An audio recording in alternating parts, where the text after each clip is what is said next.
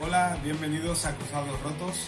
En el vídeo audio de hoy vengo a recordar un capítulo de mi vida, de mi carrera, que he escrito en mi blog, en mi página web jacintoela.com, en la que recuerdo una de las tantas veces que intenté volver a reengancharme al fútbol cuando ya pensaba que todo estaba medio perdido. Nunca tuve la sensación de que estaba todo perdido, pero sabía que las cosas no iban como yo quería. Y me refiero a la época en la que fiché por la Fundación Logroñés. Eso era el año 2007, temporada 2007. Justo la temporada anterior a cuando dejé de jugar a fútbol. Al año siguiente ya fiché por el Premier y dejé de jugar a fútbol. Pero el año anterior, en la Fundación Logroñés, pues fui con muchísima ilusión de volver a empezar de nuevo, un equipo nuevo, volver al mundo del fútbol e intentar reengancharme a todo esto. Y la verdad es que al principio todo iba bien, perfecto.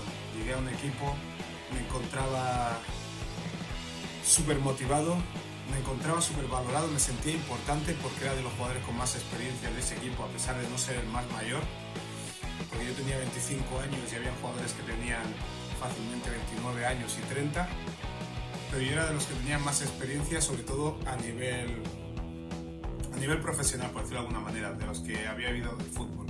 Entonces tenía un rol en el que me sentía querido, respetado, en el que podía aportar muchísimo al grupo.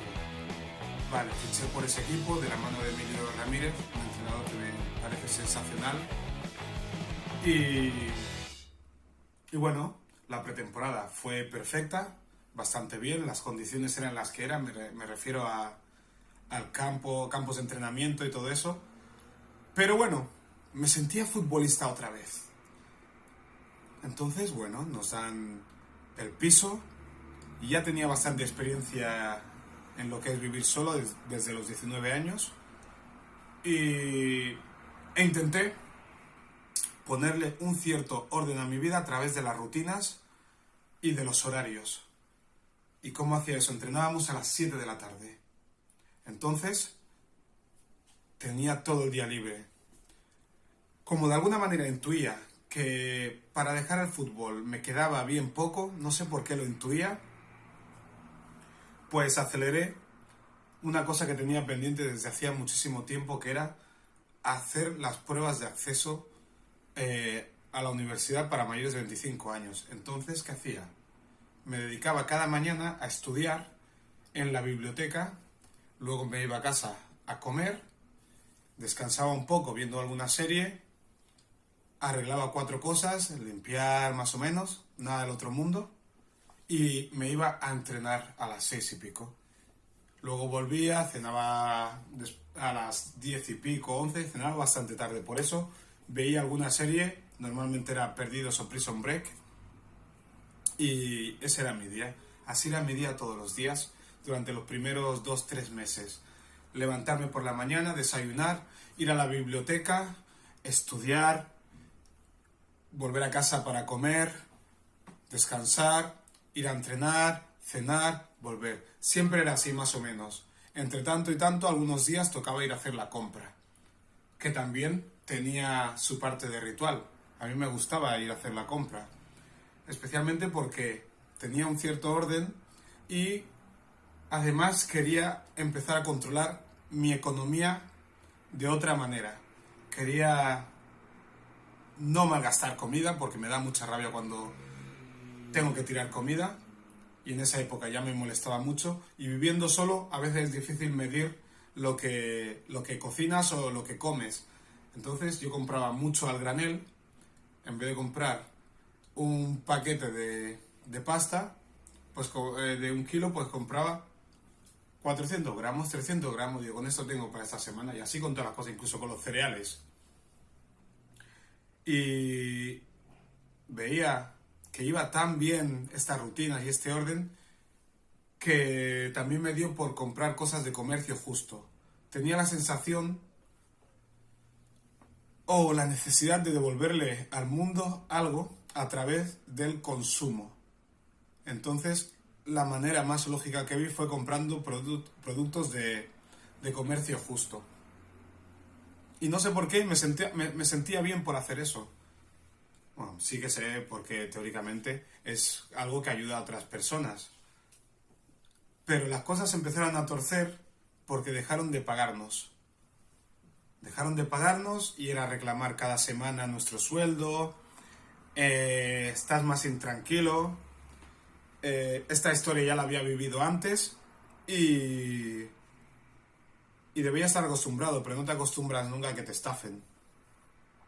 Entonces todo se desmoronó mi rutina.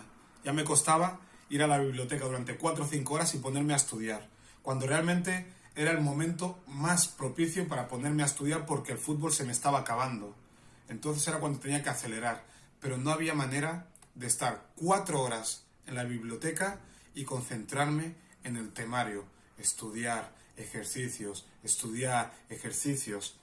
No podía. Aún así iba a la biblioteca, porque sabía que si me quedaba en casa iba a tener la sensación de que estoy perdiendo el tiempo, porque se me caía el techo encima. Pero lo de estudiar no conseguí llevarlo bien. Y ya no hablemos de lo del comercio justo. Cuando empezó a dejar de entrar dinero en mi cuenta, pues no me podía permitir elegir productos de comercio justo porque paradójicamente son más caros que los demás. Entonces, algo que me hacía sentir bien como consumir de manera responsable, lo tuve que dejar para comprar los productos más baratos que habían en el supermercado. Fíjate cómo un asunto lleva a otro. La tranquilidad la tenía yo en las rutinas y en las costumbres. Y una vez dejaron de pagarme, todo se quebrantó. Y por suerte, lo que era la parte deportiva, eso sí que se mantuvo bastante bien porque en el campo de fútbol ahí no había sueldo, ahí no había rutinas, ahí no había que estudiar. Ahí era donde yo disfrutaba, ahí donde me olvidaba yo de todo lo demás.